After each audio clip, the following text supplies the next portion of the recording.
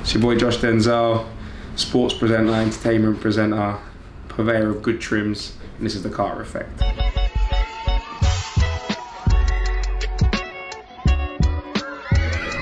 Alright, Josh. So the majority of the nation tends to know who you are. For those that don't know, who are you?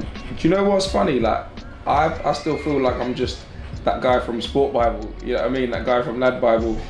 But I guess through that, obviously going on Love Island, now probably the whole country is just knows me for that. Knows me for the guy that was the most hated man in Britain for a hot minute after the Georgia situation. Yeah. So, yeah. How did you get into the soccer? Was it Sport Bible? Yeah, Sport Bible, yeah. Because that took you around the world a bit itself. Yeah, that was, you know what, that was like my dream job. Do you know what, like it blew up, like you was grafting the whole way through uni. Yeah. And then like the day we finished uni, he's like, bro, we've got an interview with Ronnie O'Sullivan. I was like, bro, I've got a real job now. I'm in recruitment, man. I just start my first day and I was thinking, and at that point I was thinking, yeah, I'm not gonna be doing this stuff for free.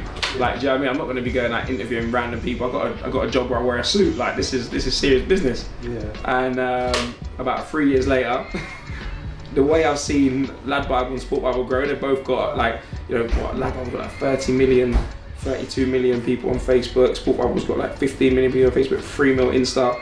And I'm like, raw. So I promised myself, I said, the next time this guy calls me, I'm gonna be there. And then he calls me and goes, bro, I need you to do me a favor. And like, this time I've moved jobs, still working in the city, and I'm like, what is it? He goes, I need you to hold the camera, thinking, bro, David is like one of my favorite boxers ever. Yeah. So I'm like, okay, cool, let me just call in sick real quick. Left my stuff at my desk, no joke, left my stuff at my desk. My chair was still spinning and I'd gone through the door. Yeah, so I'm thinking, I got my phone. David! Yeah, make sure it's 100% fully charged, turn up to David Hayes' gym. And I'm there and I'm thinking, bro, why am I just gonna film it like point of view? Like, right, there's 3 million followers on the end of my damn finger. Like, I'm gonna get my face involved, get myself a little tag, get my Instagram game popping. And like, just after we finished filming, I'm like getting a load of comments from people at Lab. I'll be like, you know what, that's sick, man. That takeover's one of the best we've done. I'm thinking, what? I don't want to gas myself, but I'm excited at this point. I'm thinking, yeah, good. And David A's like, yo, what are you doing at Christmas? I'm like, yeah, I'm going to Miami. He's like, oh, crazy. Like, I'm doing some of my training camp in Miami as well. This makes sense. All right, how about we link up? Thinking, there's no way Big David Hay was to link up with Josh Denzel. He wasn't even from Sport Bible then. Like, I was just a guy. You were the cover teacher. Yeah, I was substitute teacher. And I'm on the plane, on the runway, thinking, let me just message this guy, just see if he's serious. Message him, expecting purely to get 2 blue ticks.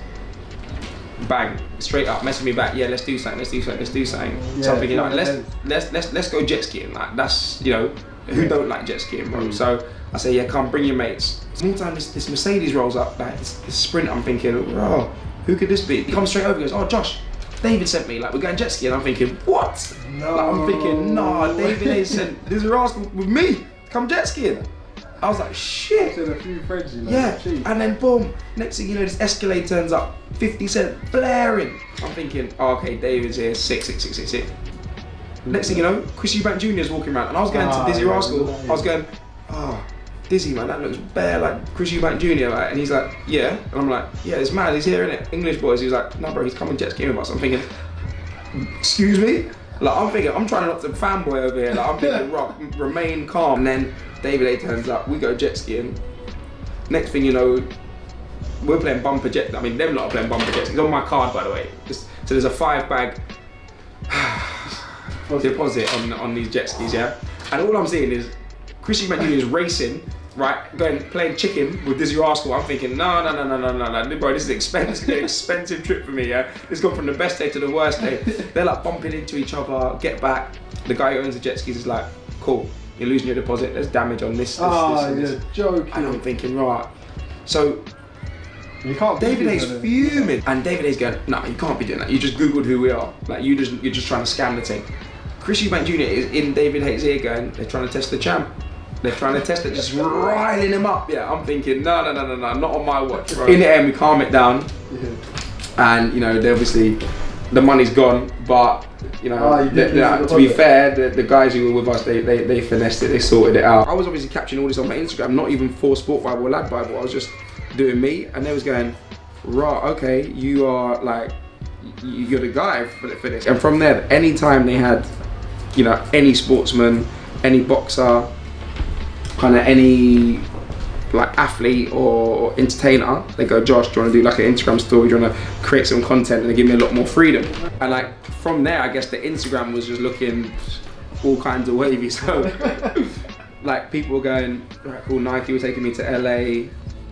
Like, bro, like people would come to me and go, why are you calling in sick when I can see you live and direct on the Sport Bubble Instagram? Like, you know, you can't be doing that. And so I always wanted to be Reggie Yates, like from early. So that's why I think, like, I've always wanted to entertain people in general, but like the presenting angle and being able to, like, you know, get a little bit more out of the footballers that people think are just dull, or, you know, a lot of people give them a bad name. You want to change that perspective. Love Island.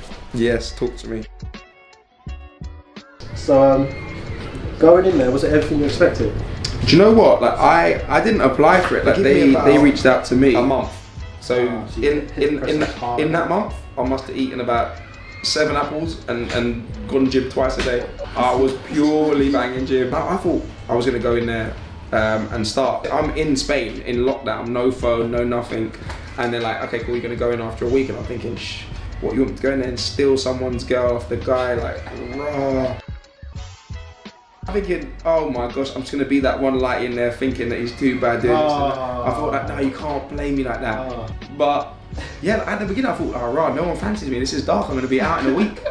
I thought, oh. That's the worst fear, isn't it? I thought the boys are gonna call me. I was like, no, I can't go back home. But obviously it worked out well, but like it's mad in there, like it's so intense. Because all the cameras are behind like slats, they're behind like boards. Okay. So like if they need to film something, they'll move the boards, and then all of a sudden there's hella boards there. Yeah, exactly. So like, all you hear is like, and then the big boy camera comes out, so you know you're having a lit conversation. And then there's a pressure to keep that conversation up, man. I guess there's a little bit of pressure because you know it's, you know, like you're trying to not say too much because you're like, I don't want to get myself in trouble. So you're treading on eggshells in a way all the time. Yeah, yeah, because you I think you're like, whoever says they're like not worried about public perception, I'm not even, you're chatting shit, mate. You're chatting rubbish. Like, yeah, you know, I don't care how the public. Of course you do. Like, don't get twisted. Like, there's the big guy Adam, right? He and I had there was a few girls that he was with during the show. Like, I think he kind of come across on TV as a bit of a mean character, but in real life, one of the nicest guys you ever meet. Like, wait, would you say you're not 100% yourself whilst you're in there? There are times when you're like, I don't care what someone thinks, I'm just gonna say how I feel. And there's enough of those times in the 8 weeks that you get like, yeah, I mean the real version of you. Like there's a betting brand as well that were like, listen, we're sending a few influencers out there. How about you come down and you play in this game? You meet a Brazilian legend. You're expecting not being disrespectful. You're expecting one of them. Yeah, you're expecting like a B grade baller. It's in the new cap as well, huh? Yeah. And bro, there's this guy in the middle, playing in the middle of the park, some tall guy, tall Brazilian dude, and I'm thinking, oh, this guy's sick, but he's got like slightly long hair, he's got like a big beard, like he looks old as hell. They were like, okay guys, come round, like we want to change the teams up a little. Starts pulling off his mask. Oh, I swear, starts pulling his face off, like going like this, and the skin's coming. I'm sat there going, are you mad? Like, what the hell is this guy doing? Yeah, and then takes it off, like pulls off the wig, and it's Rivaldo. And Rivaldo's been playing in the middle of the park for the whole time. There were some Brazilian influencers in there who fell to the floor and were like, I think like praying hands, all kinds, like yeah, man, it was emotional. And then to play the second half. And like with like doing 1-2s, and I'm like, oh my god. If there was like a Love Island UFC tournament, wow, who would you say wins? Me and Wes used to have scraps, like wrestling. What, in there? In there, man. At one point, like the producers came over the tannoy and were like, listen, you guys are gonna have to stop this. But Wes is a Thai kickboxer, innit?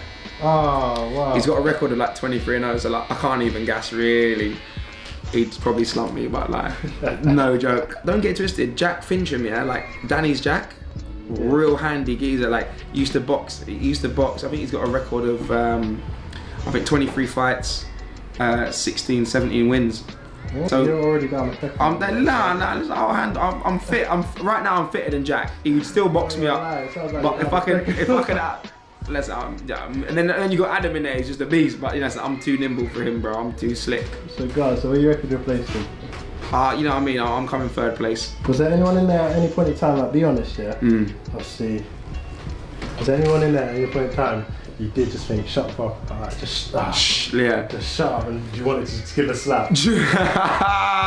Be honest. Mad. Do you know who it was?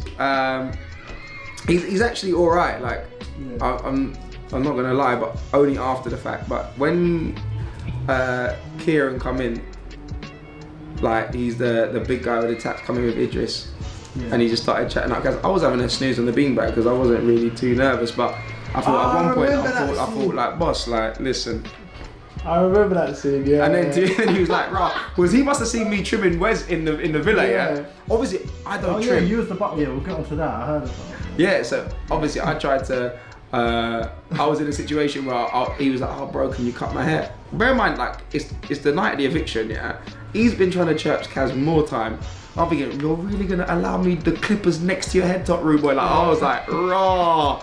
Wait for the damage to ensue. I was gonna do a Nike tick or something. Yeah. At that point in time, would you say you had legit, real feelings for Kaz? Yeah. But you know what? For me, what's mad is like that connection with Kaz was instant. Like, it was a madness. Like, she come through the door, I went raw.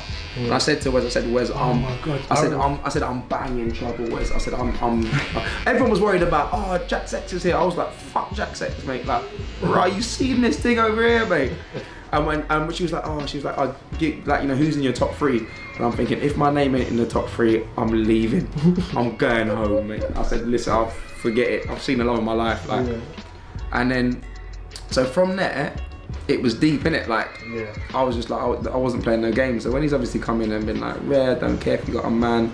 And that was the day that me and Kaz, I think, had become official.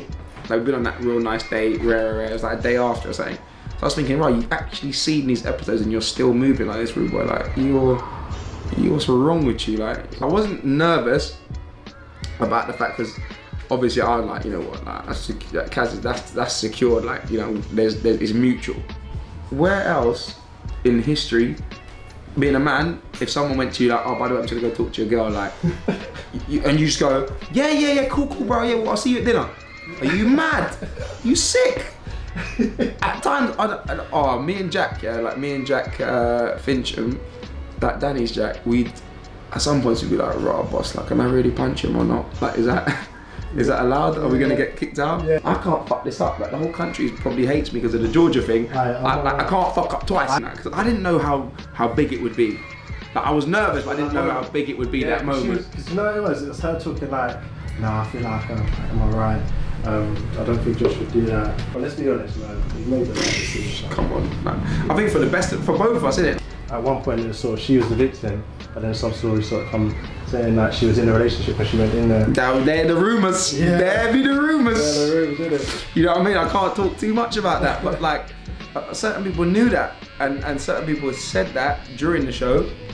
Oh, they knew something. Yeah, but obviously, strangely enough, that stuff doesn't make it to TV. You know what I mean? A lot of people ask, could you think the Josh and Kaz thing is real? Like, what would you say to the people that sort of question that?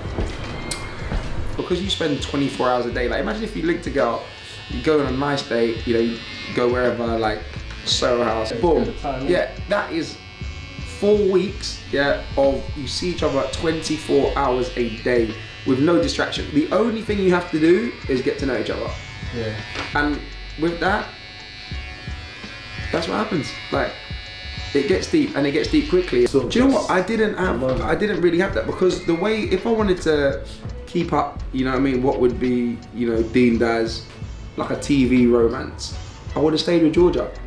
Yeah. Do you know what I mean? Like, I would not have risked it. I would not have risked the public wrath. Would you have stayed with Georgia if Kaz had come in? Yeah, I mean, the idea was, I didn't dislike Georgia. Like, I didn't, like, not fancy her. Like, I was just going, you know, I was in a situation where I was like, you know what? I was going, listen, some of the stuff she did was hella jarring. Like, I'll be there and like, I'd look at someone and go, but I'll be like, you know what, she's young, like, listen, she's learning. With regards to the future, what's the long-term plans? Every time Kaz sees a little light-skinned mixed race baby, a little black and Asian baby, oh my days, I'm getting sent like little pages, I'm getting sent like, oh, this is what our kids would look like, oh, I'm thinking, yo, and she's like, oh, I'm really broody. I'm like, no. Don't rule it out in the future, but like, I'm not saying it's gonna happen next week, next month, but it's got to be on the radar. Like, when you look at a relationship like this, you know what? I ain't gonna lie to you. Like when me and Wes got the boohoo deal, yeah, we had the dinner. I was thinking, yes, this is lit. And then when Kaz got the ambassador role, I was thinking, right, you couldn't even wait a week. Nah, you want to be on my tail like that, babes. All right. Okay. But yeah, now we see each other. We definitely see each other enough. Like she's coming around later. We're gonna go to this event, the ITV Palooza event. So what advice would you give to anyone going on Love Island in the future? Do you know what? I would say, like, if you're gonna apply, make sure your application video is lit. Make sure that video is different. Make sure that you're standing out from the crowd, because any man can have biceps and a six pack. Make sure people know about you, and if you do get selected, be yourself. Do you know what I mean? Make sure that when the cameras are rolling, you carry that same energy when the cameras ain't rolling. Because Wes like you're probably the best friend that come out of there with. Yeah, do you know what I would say? Like me and Wes, obviously, like, I feel like Wes is my younger brother. Yeah. Like, I gotta look out for him. Like, he's from Stoke, mate. He don't really know the way of life around here. He's way more switched on at 20 than I ever was. Yeah. Like, at 20, I was running around like a fool.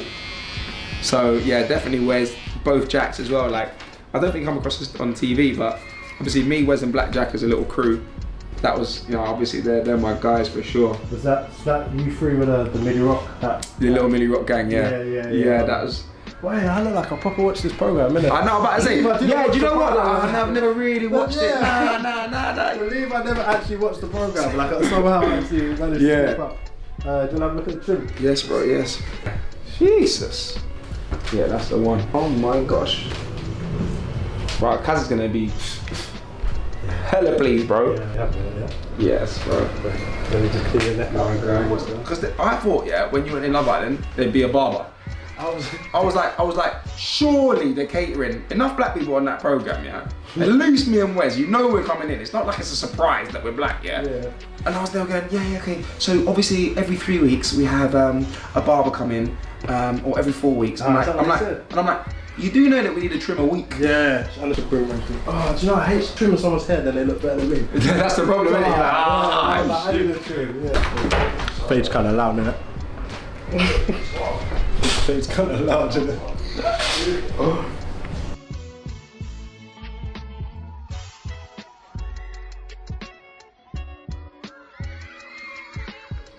I want to get out now. I don't know why we're still sitting in the room. I want to show the people, bro. When I was dead, broke man, I couldn't picture this. Every time. 1, 2, 3, go! It's going!